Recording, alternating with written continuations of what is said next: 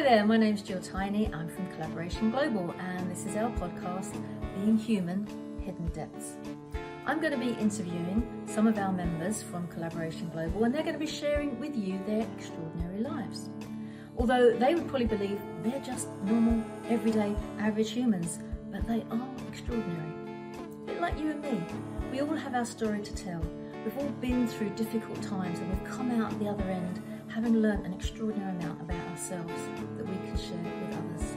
So I think you'll find lots of things that will resonate with where you've been in your journey as well. I look forward to seeing you on the other side.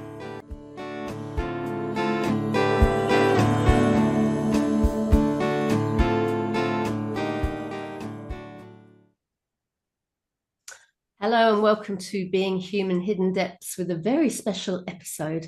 My name is Gill Tiny. I'm the founder of Collaboration Global, and one of our members, Noreen Remat, has got some amazing stories to share with you. And it's an interesting point because normally in Collaboration Global, somebody will come to us as an entrepreneur, they have a marketing business or office supplies business, or and they're from around the world. We could have them anywhere. But you came and connected to me, Noreen, with a mission, very big mission, and a passion, and a craving for some support and help. And hopefully, so far, we've been able to help a little bit along the way. So I'm really interested to find out now about the person behind the cause, because we know the cause, and we'll talk a little bit about the cause. But also we want to know who you are. So welcome to the podcast, Noreen Remat, all the way from Lahore in Pakistan. Yeah, thank you so much for inviting me. And first of all, good afternoon, and thank you so much for inviting me and describe my mission, how I started this mission, and how I find you, and how we are doing right now. It's a very progressing story. I find you, my name is Noreen, and I'm from Lahore, Pakistan, and I'm a founder of Life Giver organization. And I have found you through global collaboration. And I think it's a really, really impressive story that no one was around me to find a person who can support our mission. And where I live, it's a village, and it's everywhere I don't see a good person who can help me, or who can find a good person who can support our mission. And I just found you through internet, and then I talked to you, and you gave me Aidan, and then me and Aidan started working. And I think I have no words. I'm speechless. When I shared, and within a day, it took me 2 days to talk to Aidan, and I just shared my mission with Aidan, and he said I shared with him my story, and he said okay, he would like to support us. And then he started giving us financially supporting us for free books, for free food, and free uniform, and everything, free books, food, uniform, and all the material we use for as a shelter. He started to supporting us, and this is how we started our school. And right now we are on this level that at this moment we have been working for 7 months almost, in last November I started. And right now we, with the help of Aidan, and especially you saw the seed, and you are just you have you can see now the fruit of your you gave me Aidan, and the seed you saw, you can see the fruit right now. And right now we have a construction going on, and today is a very special day because I'm sitting in my room, but outside my room there is too many there's a many people, labor who's working for construction, and it's a noisy day, but it's a very special day because they are working for roof, and it will take 1 week to get dry, and then almost all building will get complete, and then we will gonna work for our remaining work, like construction, electrical work, and some sentry work will remain, and other but the almost building is done. Wow. So that's a lot. That's a lot in one conversation. Let me just start at the beginning. This is the power of connection for sure. This is a beautiful example of us being connected. And it's interesting how almost on a weekly, monthly basis, I have people coming to me saying they need financing for their project. And I don't always have the right people that I can share to them and help and support them. But when you came to me and we had a conversation, it was at exactly the right time. The universe had sent Aidan to me as well, so that when just by putting you two together, you were able to sow that seed and get some amazing results. But let's go back to the beginning. Okay. Let's go back to right to the beginning. Tell me what life is like in your village and why you actually started this project in the first place. How tough is it in your village to survive and thrive? And what made you the person that was gonna make a difference? Yeah, we are actually, the Life Giver story is my own life story. Yeah, so as like we are 6 sisters, including me. So I'm on 4th number. So my other sisters, they have a very little education. So my parents were like we were not rich, but my parents like we were living like a very normal life. And when I was a little child, my parents sent me in a Catholic school. It was like a shelter, and it was a hostel, like where the poor children, like the parents cannot afford, they send their children to that hostel. It's a Catholic Christian hostel. And I completed my 10th grade from that hostel.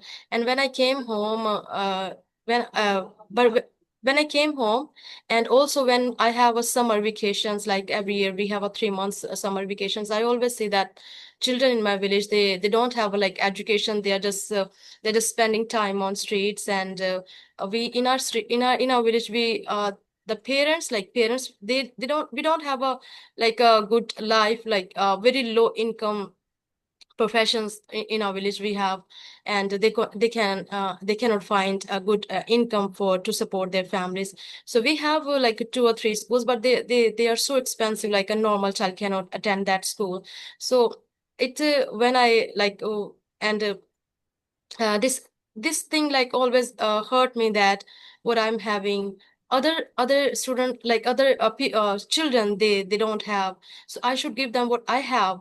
So I like when I completed my hostel, like 10th grade education, I continued my education. And it was in my mind that I have to work for these children, so that they can have at least education to change their family life. Like I want to bring generational change, because most of the people in our village, they don't have education. They hardly bear like they make money from low income professions. So that's why. So gradually, like I continued my study and continued my job, so that I can afford my study. Some like my father in Pakistan, like females like can be think that, oh, they can do anything. They must need to sit at home and cook food only for male. So I don't like this kind of a life. So yeah, so I don't have a brother. So my wish was that I have to do something different. I have to help others. Like when I continued my study with my job, the time came that in 2020, I COVID-19 started. And I left my job. And being a female, it wasn't easy. Like when I was also doing a job, it wasn't easy for me, because being a female, sometimes I suffer harassment. Being a Christian, or sometimes you can say that being a female. And sometimes like I don't have like any conveyance, or like I travel like local, and suffer a lot of like many you know being a female, from like kind of a harassment in travel or on job. So at least like at the time, like sometime I'm tired to continue my job. So at least in 2020 I left the job. And I asked God to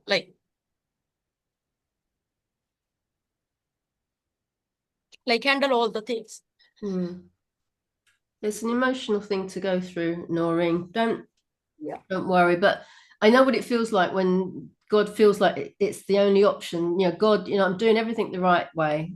Yeah. What can I do? I need your help. I need you to point me in the right direction. Yeah.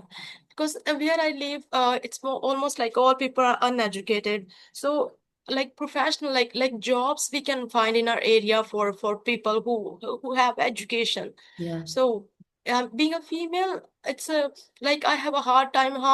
Who is I can go with? I don't have a brother. My father is old. He's not I don't have any person who can go with me or find job or something. And then I was just sleeping, and tomorrow my mom I prayed, and then early morning next I have a vision, a person I saw in my dream, and he was just saying that just do my work. And I heard that voice, and tomorrow I shared with my mom, and then she said, oh, God wants you to do his work, like serving others. I said okay. And I invited children to come to me and get free education, and what I can. And then what I have some money, I share with I give them food, and what I can, I did like some medicine or books. And the time came that when I don't have money, and many organizations, I asked them to support us, but they said that you are not registered, we cannot work with you. I said okay. And then my mom had a gold, like she had a earring, and we used that gold to get money from the market. Wow. And we got registered. And then we applied for life givers to get registered. It took me 3 years. I think, yeah, I started in 2020, and then I got registered in December 2022. It took me a lot of time. And it was the time was really hard because all the money was gone, and no one was supporting us. And me and my mother was the only one who were suffering a lot. And when we got registered, and I stopped school because that time I had no money to continue the school. And one person in our village, he was one of my friend, so he started supporting me like 10,000 per month. He knows me. And then at least when Aidan started supporting us, that time he said that he cannot support me anymore. And it was like a miracle for me. Like a the greatest blessing that I met you through internet. And then at the right time, right time, God gave me Aidan. And then Aidan said that, okay, I will pay you for your salary and for to run this school, so you can start your work. And this is how me and Aidan started work. And I'm so blessed right now that we are able right now to start our construction. And within 2 months, um, construction will get complete, and we will start like a proper school with the whole building, and more stores are coming. And I like it's a I think I just want to change the life of children who like if Noreen can change the life of um her mom, her family, and herself, and then definitely she can change the life of others who are living around Noreen. So yeah, so that's like in my village, some people are very good and some are not. They are saying, oh, she thinks a lot, and she is doing why she's helping others. So I said, I want, because this is a voice of my heart. Because um I'm not like others who just thinking, oh, she doesn't have, I don't want to give her. I just want to help others, because education has the power to change the life of whole family, like me. Exactly. And Yeah. such a a lovely story from, you saw it and you realized that you wanted to do something about it. And you come from, I didn't realize this, you come from a family of girls, of women who are looking after each other and supporting each other in an environment where the males are naturally, historically dominant. So you have to, you get permission to do different things. And so all of a sudden, my world, in the Western world, in the UK, I want something, I go out and I kind of get it. And it's like sometimes there's obstacles and you have to kind of, but nobody's telling me I'm not allowed to. Nobody's saying you can't do that because you're a woman.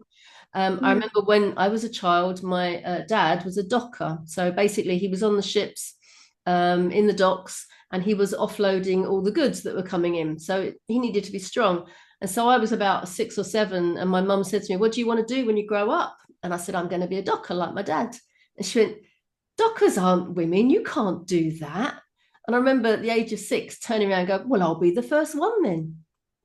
And it's like, why can't you be doing exactly what you want to do?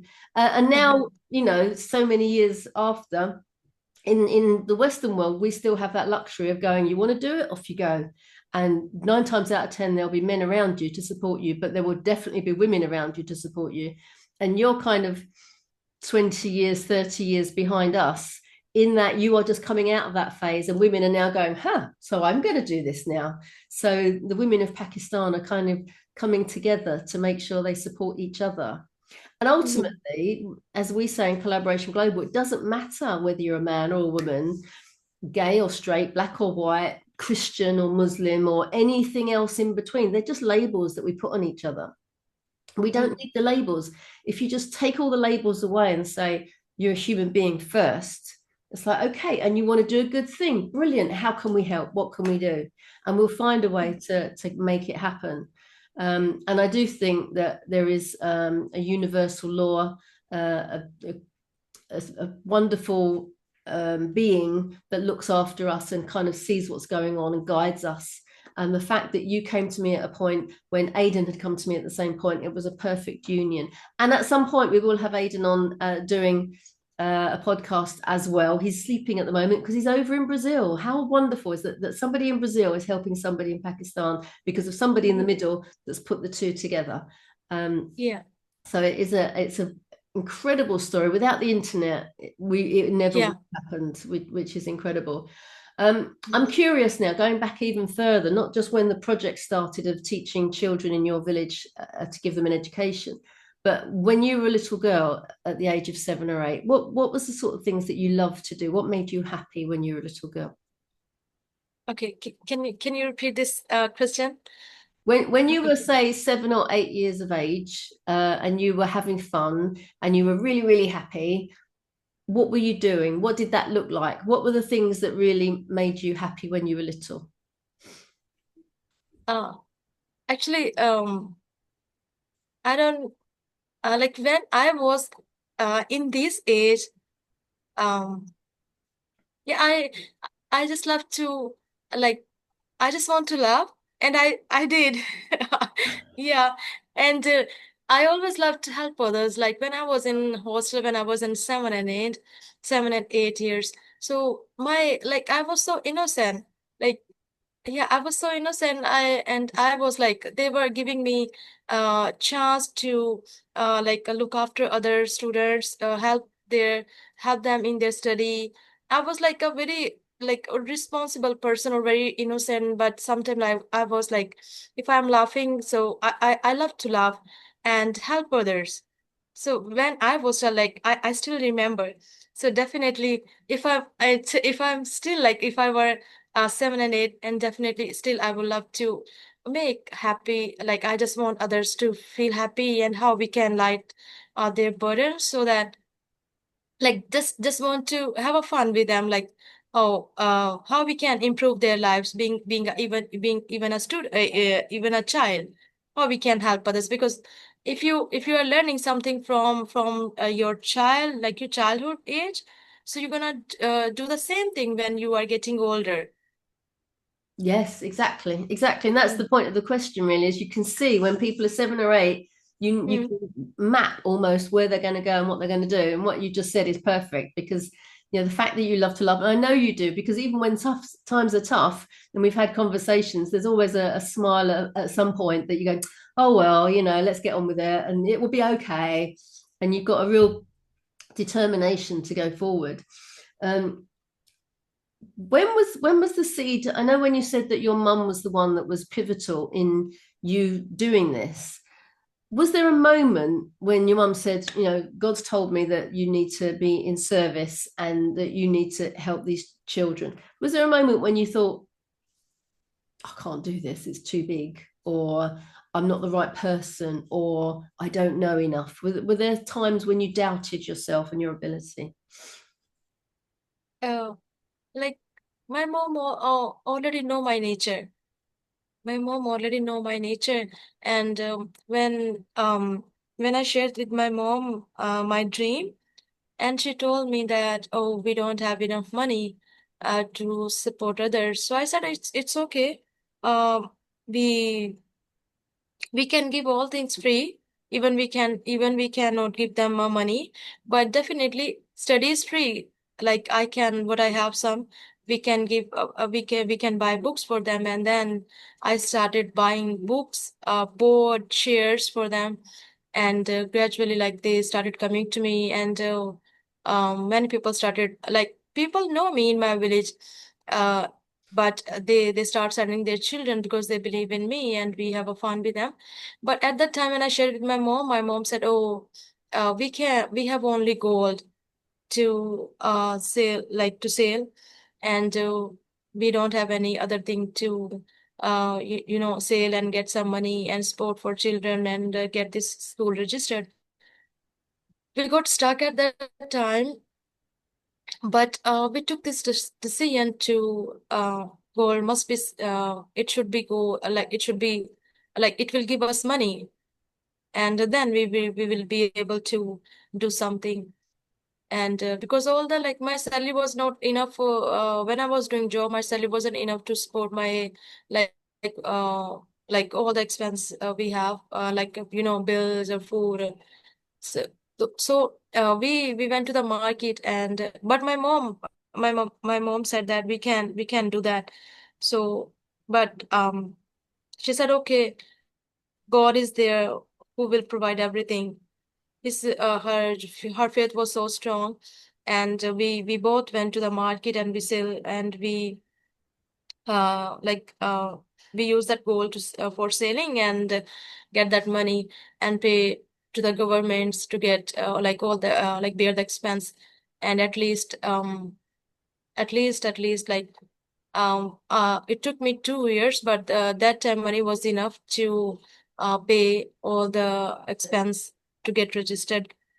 And yeah, that time we were like we don't have a like good food, like enough food to eat.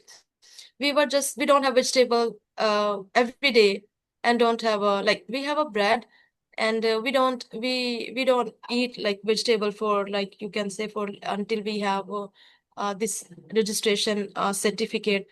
And when we I still remember the day, like when I got registered, that day like was like super amazing. And that day I bought some vegetable, and then like we have a good food.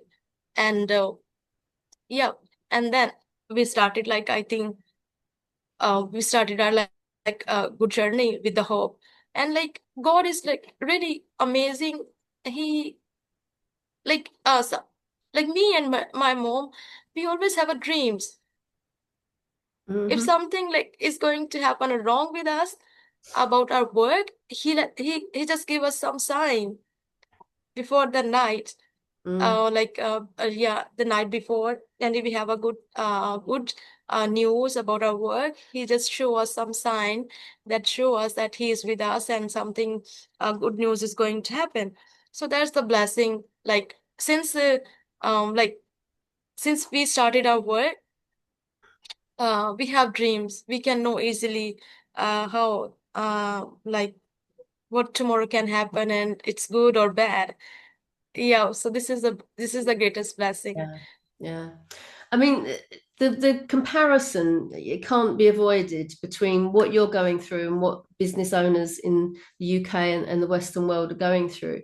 Because we see hardship as not enough leads coming in, or not marketing to the right market, or not getting the right software that you want on your fancy schmancy laptop, or not getting as much income in as you would like. But the reality is there's still a roof over our head and food in our belly, and we take that for granted. We just, if we haven't got it, we'll go to, get some money from somewhere else, or we'll sell some more things, or we'll go and get a short-time job or whatever. We never have to think about going hungry. I mean, obviously there are some people in the country that are homeless and are facing poverty, but on average, on the people on LinkedIn and all those kind of softwares where we actually met, they don't even consider that. And here is you doing something for people in your village, for children that you recognize as that could have been me, helping them out when you barely have enough for yourself. To me, that is faith personified. You are totally in faith with God and looking to him for support. But also this dream of yours is like, it's too big for you to ignore. And it's like, it's part of who you are now. It's part of what you do and how you move on. How do you think people see you in the village? Do they still think of you as like, oh, it's little Noreen that used to play? Or do they see you as like, oh my goodness, look at what she's doing in the village. She's amazing. How do you get any feedback from people, what they think? Yeah. So my qualification is I have done my master in human resource management. Yeah. So in my village, none of like people are not even educated. Like they don't even get their metric grades, first grade, second grade. Some people, some like students, right? Like I'm telling you, the schools, they like people who have enough money, they just sending their children to there. But it's only like these schools, like, oh, it's a, I think it's 5 or 6 years or maybe 3 years. It was built, but before this, most like you can say uh 90%, yeah, 90% people in our village, they are not educated. Wow. Yeah. So when I was doing my study, many people, like, they were looking at me, oh, she's they call my mom name, oh, she's her daughter and she's doing study, yeah, she's going city and she's doing hard work, and they appreciate me. And yeah, so when I left the job, they knew me, that I'm gonna do something bigger. So yeah, so they think that she has the power. I said, no, I have no the power. I have only education, and education is my power. Yeah. And I can bring change in my village, and you will see. And when I started work, and some people like who were just thinking, oh, she's female, she can do anything. She just thinking she can do anything because she's female. I said, okay, just give me time, and the time will come. Yeah. The time will come. And actually, like last night, we have a labor, like many people who are working for roof, and they were looking at, oh, they are making roof. They all, like, their building is almost done. They were like, oh, she's doing a lot. What they are thinking, it's different. But what I was thinking, I achieved my mission. Yeah.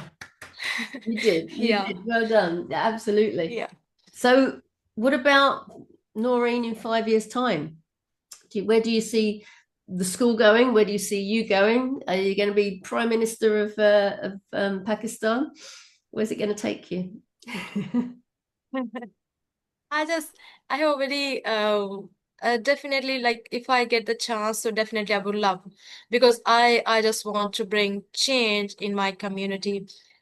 I don't want people that, oh, okay, just waste your time for like just watching television, or just watching phone, or spending time on, like, for bad thing. Or I just want people to grow, so that poverty can be removed from their life. Mm, They have enough. They don't need to ask others, okay, can you give me money? No, they have skills, they have education to change their own life. mm. That's a good So ambition. yeah, Yeah. And where do you see the school being in 5 years' time? Sorry, say again. Where do you see the school being? Do you think it's going to grow bigger, or do you think it's going to stay as it is, or what do you think is going to happen in 5 years for the school? I think school is gonna be fantastic because everyone know me, everyone knows like my education, and they like they are Punjabi, like they speak like uh language that mostly we use in a village, like very small language. They don't even understand English. They don't even understand our national language. So the people who speak national language or international language, they think, oh, they know something. Yeah. So uh when in 5 years, I think I'm gonna have two. I'm just thinking I have a I'm just I think I have two more school. That would be amazing, wouldn't it? That would be amazing. And I Yeah. think people are going to find out about you and are going to be inspired by you.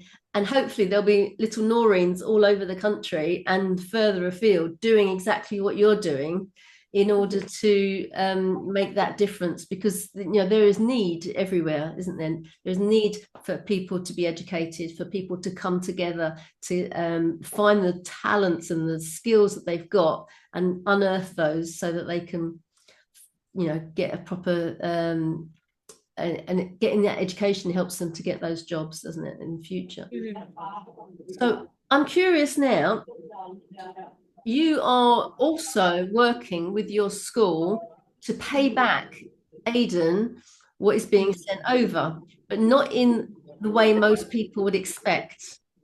So can you explain what your students do in order to pay Aidan's company back? Uh, I think loves come back. So I have learned from Aidan that uh, if you do something good for others, so the good things will come back to you. God, God has a like, if you love others, the love will come back to you. If you do bad things for others, so definitely bad things will come to you. So if you are like, if we are doing good for people, so God is there to provide us the way. He is going to open us way to help us. uh you know he is not going to give us he just opening the ways because we are helping others. So the same love is coming back. So Exactly. the children, they are so special, what I think, because this is the age. Students, like the children, if we are telling them, okay, this is a good thing for you, you can do this, okay, they're gonna say, okay, we're gonna do this. If you're gonna teach them, oh, this is a bad thing, they're gonna say, okay, this is bad thing, we're gonna do that. Mm.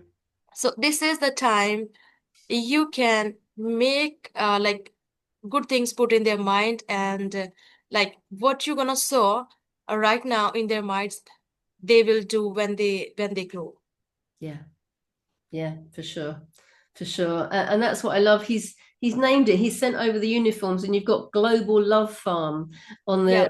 as a school, which I think is absolutely beautiful.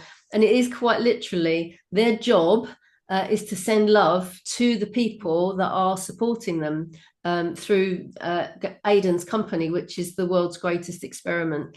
And we're experimenting on just how powerful love can be. Now, as a Christian, we know that love is the thing that connects all of us, and it's the one thing that we all kind of understand, and that what goes around comes around. But to actually do it as an experiment in this way, and to show the children demonstrating sending love, whether it be through prayer, whether it be through meditation or just happy thoughts, they are sending that. So they have a job to do that's very important as well. And when we get Aidan on the next podcast, we'll be sharing that, how he came across this idea of an experiment to see how it works and to see how much we can transform our world. Because normally a charity that wants to start a school or eradicate poverty or feed the homeless or whatever, they say, can we have some money please, can we have some money please, can we have some money please? And good, kind people like us would go, yes, there we go, there's some money, there's some money, there's some money. And it's a one-way system whereby the people that are receiving it are grateful, but also beholden, which means they feel impotent to do anything in exchange. They're just receiving. So as soon as you give them the potential to actually be proactive in doing something that will actually make a difference to the other person, even if they don't have a penny, it's not about the money. The transaction is about the love. So you've been gifted a transaction of money, but it's been gifted with from a space of love, and they can give love back. And I think that is a very powerful thing that's happening. Yeah. Perfect. So right now, I would like to share that right now, like many people who are working outside, they all are male. They all are male, and you know what they are saying? Oh, and Noreen, you are a big like you are bringing blessings because of Noreen, we have many people, like you know, when we're gonna pay them for construction, definitely they're gonna have food, you know. So Yeah. they are earning. We are giving them job, you know. It's a many people are eating from that, you know. It's a transaction, love coming back. Yeah. There's so So many parts to it, isn't it? It's not just about the students, it's all the yeah, down, yes, and you will enrich your whole village as a result. yeah, It's yes. This whole people who are working here, they all from my village, and even they think, oh, she's not like she's only like, you know, 30 or 35 something. Like I don't even know about my age, when because my parents were poor, like you know, normal family, and they don't even remember my age. So that's why in a culture it's normal, like in your culture, students know, like children know what's the age, but in our part, students, they don't even know what's the age, because parents are uneducated. They sometimes they don't have money to go and get their date of birth registration or something else. So it's the same happened with me. So many people say, oh, she's not married, and she's like in these days she's doing a lot of amazing work, and she's giving jobs to many people, and it's a free school. So people, like when they think this, they say, "Oh, it's like she's doing amazing. It's awesome. Like if she's female and she's doing work more than male." And it's not impossible. Unexpected. Yeah, exactly. Well, listen, I think for now, this is an ongoing story. I would love to continue this conversation, and I'm sure in a few months' time we will have a second podcast to see how it's finished, because you're very close to the end now. You reckon there's about a month or 6 weeks to go. So it would be lovely to find out exactly how we can help you and support you going forward after that as well. So I'm not sure if we've still got the internet connection, but thank you, Noreen, so much for the conversation we've had today. You have inspired me, and it's so wonderful that we have this experiment going on that is something that is your mission, your passion, and you are driven. And I'm so grateful to have you in our community, but also I'm so excited by what you're doing. And I know without a shadow of a doubt that you will succeed, and people will know your name because of what you do and what you're creating. So thank you so much for being part of the community. And yes, we have lost the link, so Noreen had to go. But thank you. So if anybody would like to meet Noreen, she has more of a better internet access most days. You can meet her at the Collaboration Global session. And that is the second Thursday at 8:30 UK time in the morning, or the last Tuesday, which is 3 p.m. in the afternoon UK time. And we would love to have you join us. You just have to go to collaborationglobal.org and you can book in there and register. It's all online. So wherever you are in the world, come and meet Noreen and Aidan and all the other wonderful people who are in business, who are entrepreneurs, and who are up to some good. I'll see you next time. Thank you.